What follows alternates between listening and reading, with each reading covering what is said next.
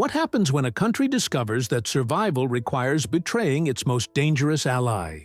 On March 15, 1944, Hungarian telegraph operators across Budapest received an unusual instruction. All international communications were to be suspended indefinitely.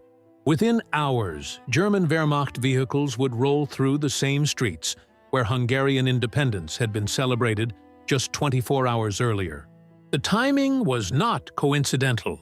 Hungary in early 1944 occupied a precarious position that few nations in history have endured. As a reluctant member of the Axis powers since 1940, the country had provided troops for the disastrous Russian campaign while simultaneously harboring one of Europe's largest remaining Jewish populations.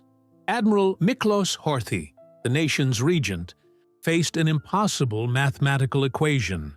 Continued alliance with Germany meant inevitable destruction, while betrayal meant immediate occupation. The geographical reality of Hungary's situation created a strategic nightmare that no amount of diplomatic maneuvering could resolve. Surrounded by German-occupied territories or German allies, the country existed as an island of relative autonomy in a Nazi-controlled sea. Romania bordered to the east, Slovakia to the north, and the German Reich itself pressed against Hungary's western frontier. This geographic isolation meant that any attempt to switch sides would require extraordinary secrecy and perfect timing. Budapest in early 1944 resembled a capital city preparing for siege while hosting elaborate dinner parties. Hungarian aristocrats continued their social seasons in magnificent palaces along the Danube, while government officials worked 18-hour days crafting contingency plans for scenarios they could not publicly acknowledge. Received contradictory orders almost daily. Prepare for continued cooperation with German forces while secretly planning for the possibility of switching sides. Hungarian commanders were instructed to maintain operational readiness with German units, while simultaneously ensuring that critical Hungarian formations remained positioned for potential independent action. The contrast between public confidence and private desperation created an atmosphere of surreal tension that affected every level of society. The Hungarian military leadership found themselves managing an increasingly impossible balancing act. General Ferenc Szombathely, chief of the Hungarian General Staff, economic realities intensified the pressure for a decisive choice. Hungary's agricultural production, particularly its oil resources in the Transdanubian region, had become essential to the German war effort. The Wehrmacht depended on Hungarian grain shipments to feed troops across Eastern Europe, while Hungarian oil refineries processed crude from Romania for German military operations. This economic integration meant that Hungarian defection would severely damage German logistics at the most critical moment of the war. The human cost of Hungary's alliance with Germany had reached levels that shocked even hardened military observers. Hungarian casualties on the Eastern Front exceeded 200,000 dead and wounded by early 1944, representing a catastrophic loss for a nation of fewer than 9 million people. The Second Hungarian Army had been virtually annihilated at the Battle of Stalingrad, with entire divisions disappearing into Soviet prisoner-of-war camps. These losses created political pressure that threatened the stability of Horthy's government.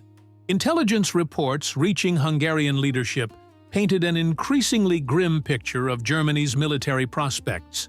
Hungarian officers serving alongside German units reported severe ammunition shortages, declining morale among German troops, and logistical breakdowns that suggested the Reich's military machine was approaching collapse.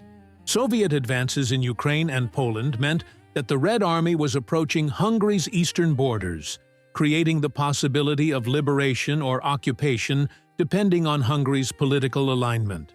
The technological limitations of 1944 made secret diplomacy both essential and extraordinarily dangerous. Radio communications could be intercepted by German monitoring stations throughout Central Europe, while courier networks required weeks to establish secure contact with Allied representatives. Hungarian diplomats had to assume that every conversation was monitored, every document was copied, and every movement was observed by German intelligence operatives embedded throughout the Hungarian government. Social tensions within Hungary created additional complications for any attempt to change sides. Hungarian communists and leftist groups maintained underground networks that could facilitate Soviet occupation if properly coordinated. The international legal framework governing Hungary's situation created paradoxes that defied conventional diplomatic resolution. As a sovereign nation, the Hungarian population was deeply divided between those who supported continued German alliance and those who favored immediate surrender to approaching Soviet forces. Pro-German Hungarian fascists, organized in the Arrow Cross Party, maintained armed units that could potentially seize control of the government if German support was withdrawn.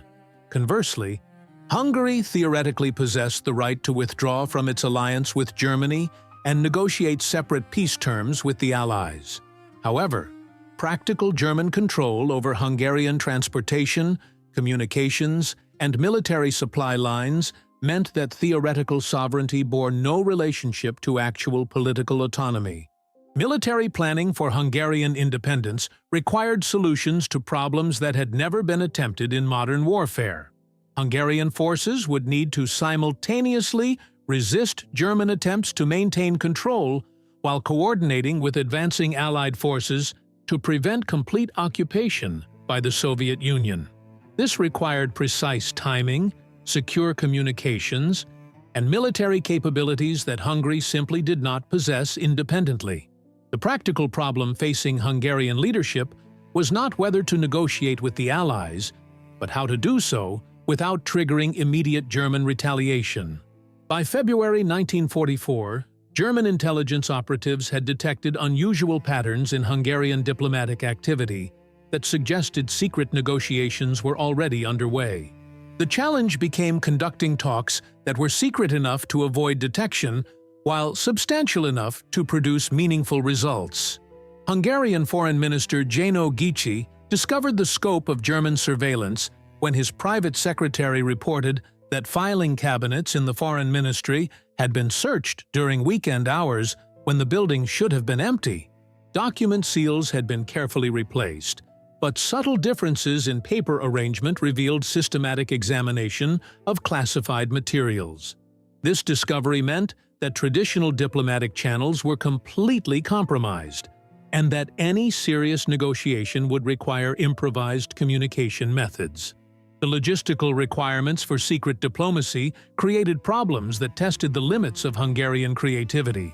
Secret meetings required neutral locations, secure transportation, and reliable communication networks that could operate without German detection. Hungarian operatives identified 3 potential contact points with Allied representatives: through Swiss diplomatic channels in Geneva, through Vatican intermediaries in Rome, and through Turkish contacts in Ankara. Each option presented distinct advantages and insurmountable obstacles. Hungarian attempts to establish contact through Swiss diplomatic channels revealed the extent of German infiltration of neutral institutions. The Hungarian legation in Geneva discovered that their communications were being intercepted not only by German intelligence, but also by Swiss authorities cooperating with German demands. Diplomatic pouches were opened, photographed, and resealed with techniques so sophisticated that detection required microscopic examination. This meant that even theoretical neutral channels provided no security for sensitive communications. The Vatican option appeared more promising until Hungarian representatives discovered that German intelligence had placed monitoring equipment in buildings surrounding the papal diplomatic facilities. Radio intercepts revealed that German operatives were recording conversations conducted in supposedly secure Vatican offices. Additionally, Italian fascist authorities maintained surveillance of all Hungarian personnel entering Vatican territory, creating multiple layers of observation that made genuine secrecy impossible. Turkish diplomatic channels offered the most potential for secure communication, but geographical realities made regular contact extraordinarily difficult. The journey from Budapest to Ankara required passage through German-controlled territory or through areas of active military operations. Hungarian diplomats attempting to reach Turkey would need credible cover stories for extended absences from Budapest, secure transportation across hostile territory, and reliable means of returning with information that could be acted upon before circumstances changed. The timing problem proved even more complex than the security challenges. Hungarian leadership understood that German patience with Hungarian independence was approaching its limit. But they also recognized that premature action could trigger German retaliation before Allied forces were positioned to provide meaningful assistance. The optimal moment for Hungarian defection would require coordination with Allied military operations that Hungarian leaders could not predict or influence. Military intelligence reports created additional pressure for immediate action, while simultaneously demonstrating why immediate action was impossible. Hungarian officers reported that German forces in Hungary were being reinforced with units withdrawn from other fronts, suggesting preparation for complete occupation. Simultaneously, Soviet advances in Romania and Ukraine indicated that Red Army forces would reach Hungarian territory within months, regardless of Hungarian political decisions. The personnel available for secret negotiations presented both opportunities and dangers that complicated every aspect of the operation. Experienced Hungarian diplomats possessed the skills necessary for complex international negotiations, but were too well known to German intelligence to operate secretly. Younger, less experienced operatives could potentially avoid detection, but lacked the authority and expertise required for negotiations that would determine national survival. Communication security became an obsession that paralyzed decision-making rather than enabling it. Hungarian operatives developed increasingly elaborate codes and communication protocols that required so much time to implement that tactical situations changed before strategic messages could be transmitted. The delay between sending queries and receiving responses meant that negotiations were always responding to obsolete information. Financial aspects of secret diplomacy created unexpected obstacles that revealed the extent of German economic control over Hungarian affairs. Funding for covert operations required currency that could not be traced to Hungarian government accounts. However, German monitoring of Hungarian financial institutions meant that unusual financial transactions were immediately reported to German authorities.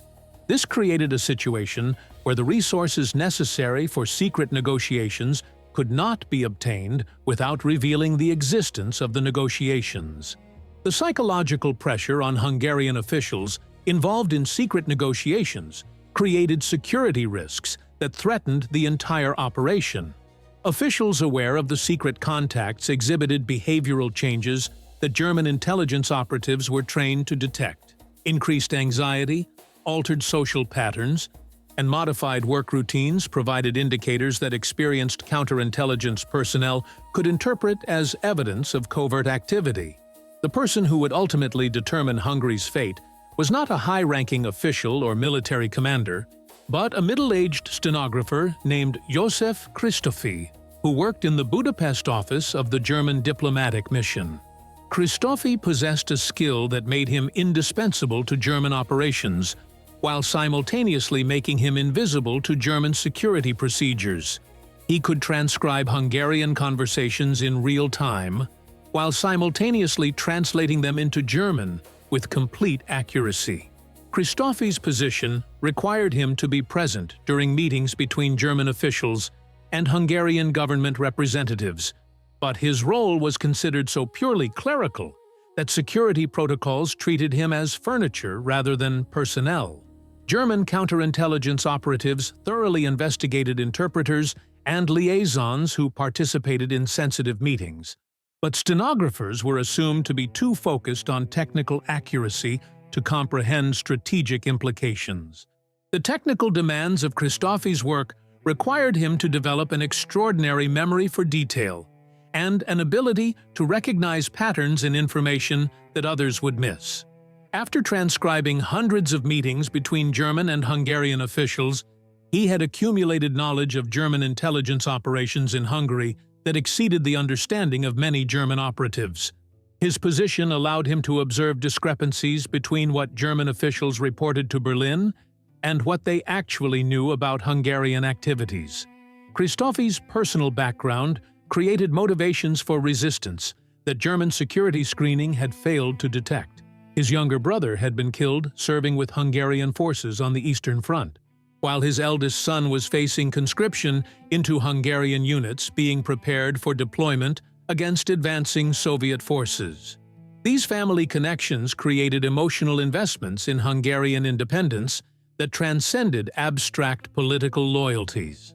The routine nature of Christoffy's work provided opportunities for intelligence gathering that would have been impossible for trained operatives to achieve. Christoffy's access to German telecommunications equipment created possibilities for intelligence transmission that he initially did not recognize. His duties required him to operate German teletype machines and maintain records of all communications processed through the German diplomatic mission. German officials discussed sensitive matters freely in his presence because his clerical role made him psychologically invisible. Over months of transcription work, he learned the locations of German communication intercept stations, the identities of Hungarian officials under suspicion, and the timeline for German contingency plans regarding Hungarian occupation. This access meant that he could potentially insert additional messages into routine diplomatic traffic without creating obvious evidence of unauthorized transmissions.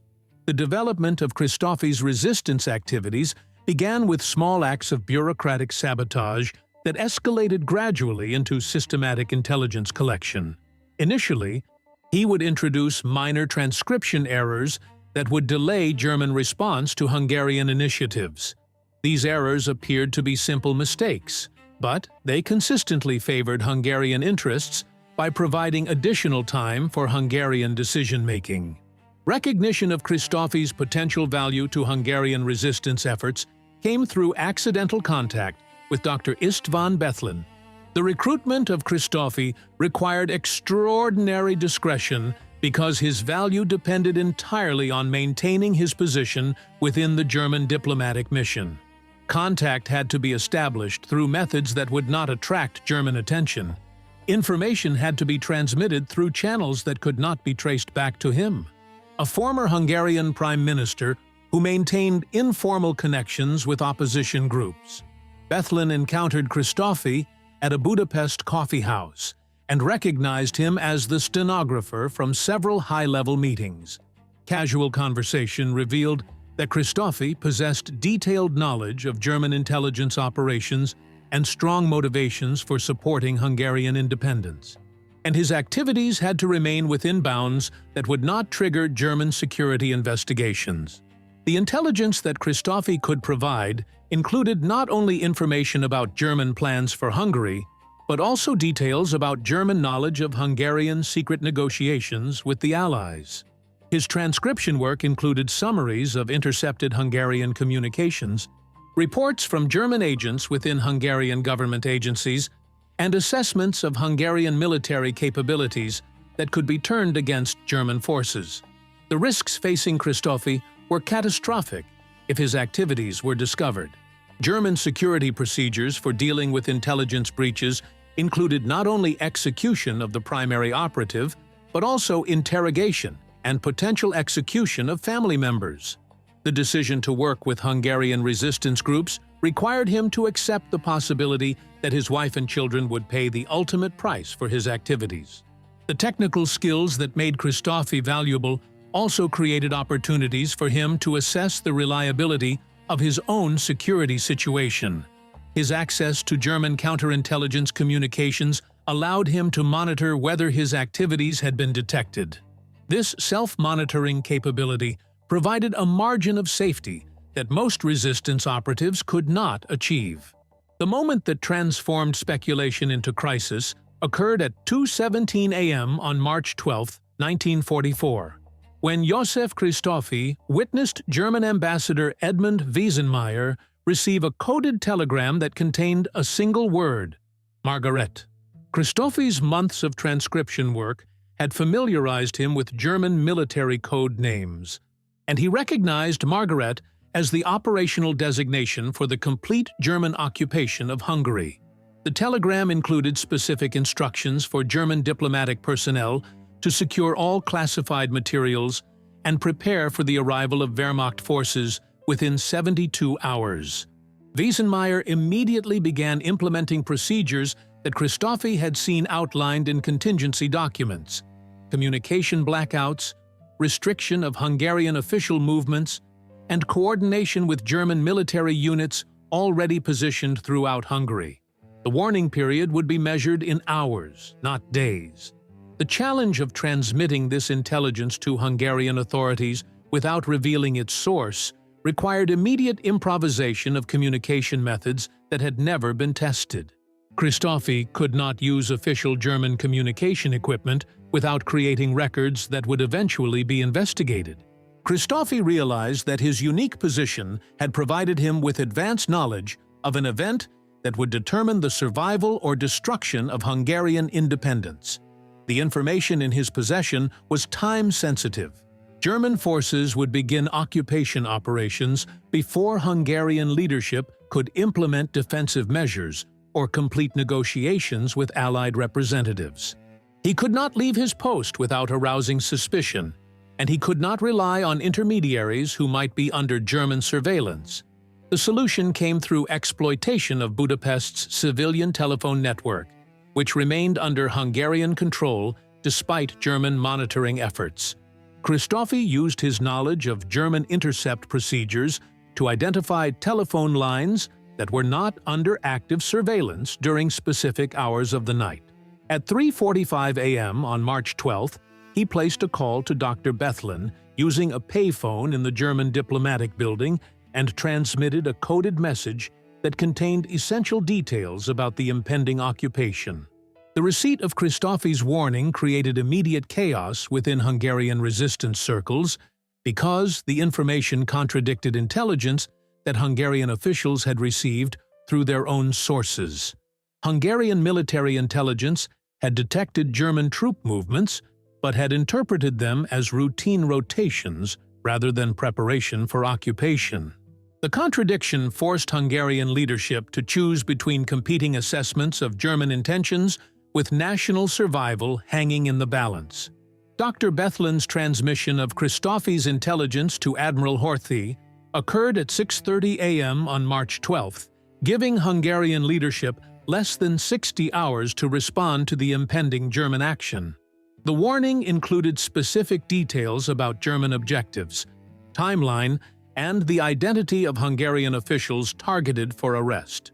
This information allowed Hungarian authorities to begin implementing emergency procedures while maintaining the appearance of normal operations. The verification of Christophy's intelligence required Hungarian operatives to confirm German preparations without alerting German authorities to Hungarian knowledge of the operation. Hungarian attempts to accelerate negotiations with Allied representatives in response to Christophy's warning revealed the impossibility of implementing rapid diplomatic solutions to military problems. Contact with Allied representatives required communication channels that operated too slowly to affect events scheduled to occur within days. Hungarian military intelligence officers used their routine liaison responsibilities with German units to observe equipment movements, personnel deployments, and communication activities that would indicate preparation for occupation operations. The warning provided knowledge, but not the capability to prevent the predicted outcome. The psychological impact of receiving advance warning of national catastrophe created decision-making paralysis among Hungarian officials who had spent months preparing for a crisis they now discovered they could not prevent. The knowledge that German occupation was imminent forced acknowledgement that Hungarian independence had been an illusion maintained only by German tolerance rather than Hungarian capability. German security procedures that had failed to detect Christophy's intelligence activities nevertheless provided indications that sensitive information had been compromised. German counterintelligence officers noted subtle changes in Hungarian official behavior that suggested awareness of German intentions.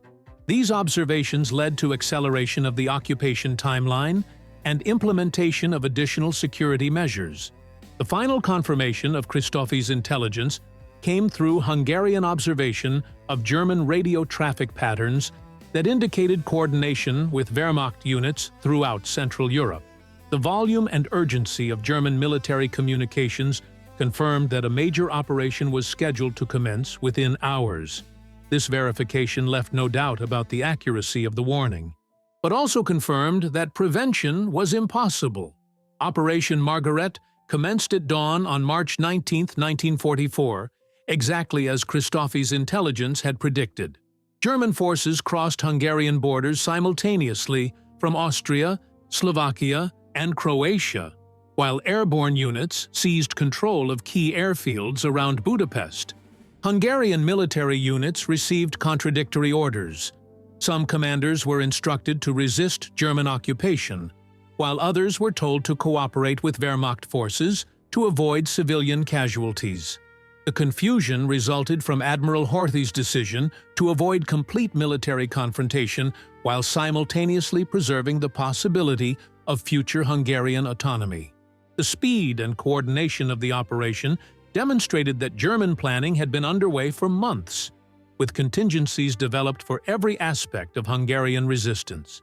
The immediate Hungarian response revealed the limitations that had made secret negotiations ultimately futile. József Christoffy found himself in the unique position of observing the implementation of events he had warned about, while maintaining his role within the German diplomatic mission that was now coordinating military occupation. His continued access to German communications provided real-time intelligence about the success of German operations and the extent of Hungarian resistance efforts.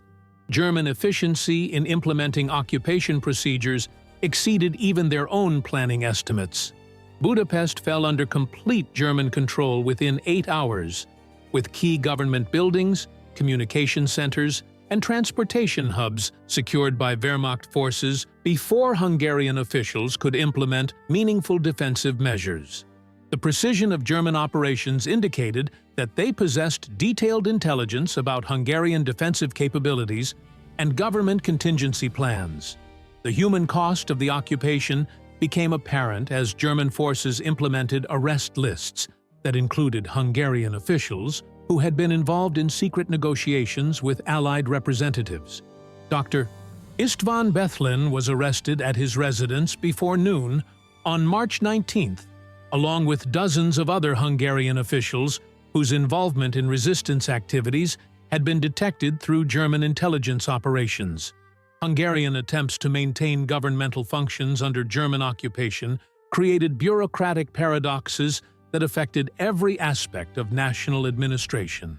Hungarian officials were required to continue their duties while accepting German oversight of all decisions. This arrangement provided the appearance of Hungarian autonomy while ensuring German control over all substantive policy matters. The expansion of German control extended beyond military and political institutions to include systematic management of Hungarian economic resources. German authorities implemented immediate changes to agricultural production quotas, industrial manufacturing priorities, and transportation schedules that redirected Hungarian output toward German military requirements. These changes transformed Hungary from a reluctant ally into an occupied territory, subject to economic exploitation. International reactions to the German occupation of Hungary revealed the practical limitations of Allied capabilities to assist Central European nations seeking to escape Axis control. Allied forces were engaged in major operations in Italy and preparing for the Normandy invasion, leaving no military resources available for operations in Central Europe. Hungarian appeals for Allied assistance received sympathetic responses, but no practical support. The fate of Hungary's Jewish population became immediate priority for German authorities implementing occupation policies. Adolf Eichmann arrived in Budapest within days of the occupation to begin implementation of deportation procedures that had been tested in other occupied territories. The systematic nature of these operations indicated that anti-Jewish measures were central objectives of the occupation rather than incidental consequences. Christoffy's continued intelligence gathering revealed that German occupation authorities were implementing administrative changes designed to make Hungarian independence permanently impossible. German officials were systematically replacing Hungarian personnel in key positions with German administrators or Hungarian collaborators whose loyalty to German interests was absolute.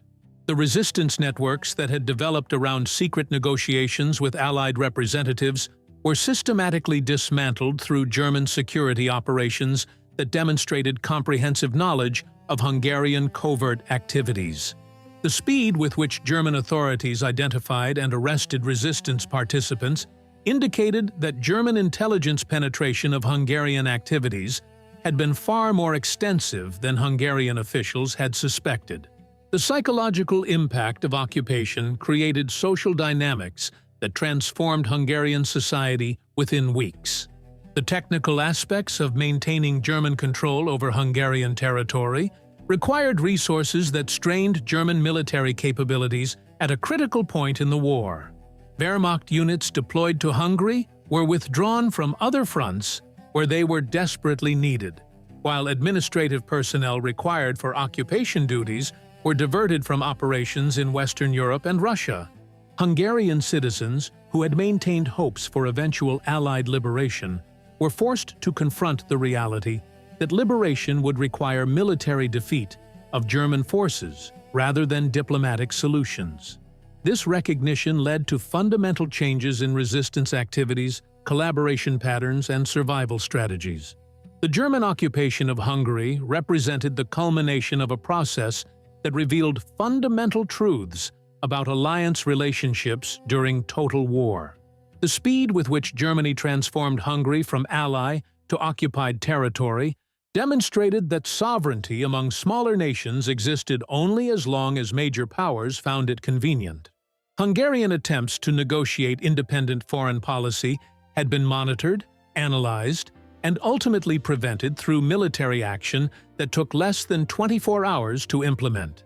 József Christoffy continued working in the German diplomatic mission throughout the occupation period, providing intelligence that helped document the systematic destruction of Hungarian autonomy.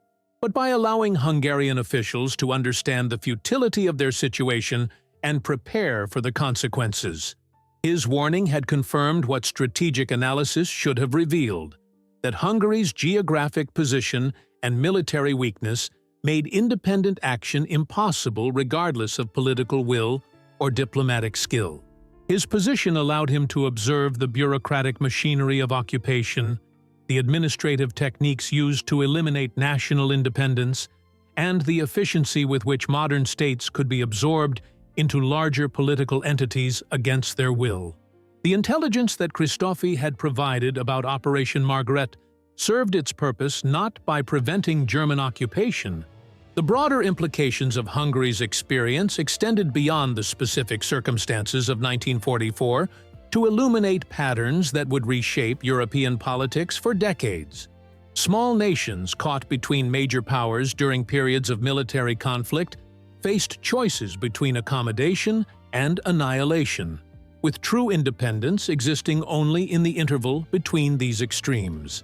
The efficiency of German occupation procedures became a model that would be studied and adapted by other powers seeking to control territory without formal annexation. The techniques used in Hungary, simultaneous military occupation, administrative infiltration, economic integration, and cultural suppression, created templates for managing occupied territories that minimized resistance while maximizing resource extraction.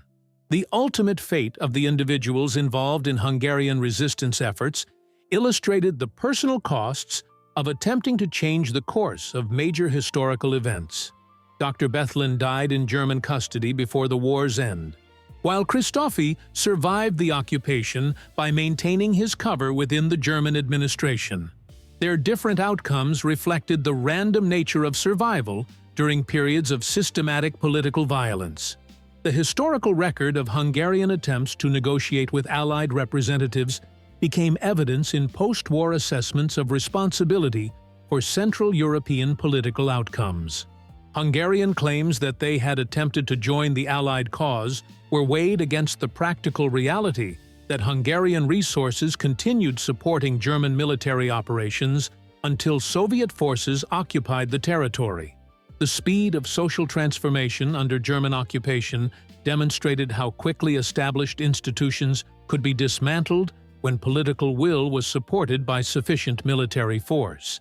Hungarian cultural institutions, educational systems, and legal frameworks were modified or eliminated within months, showing that national identity depended on political autonomy rather than historical tradition. The economic integration of Hungary into the German war economy revealed the practical mechanisms through which occupied territories were converted into resource extraction zones.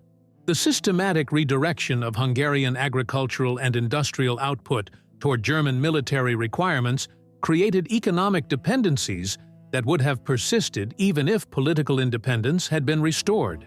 The documentation of German administrative techniques in Hungary provided intelligence that would be valuable for Allied planning of post-war occupation procedures.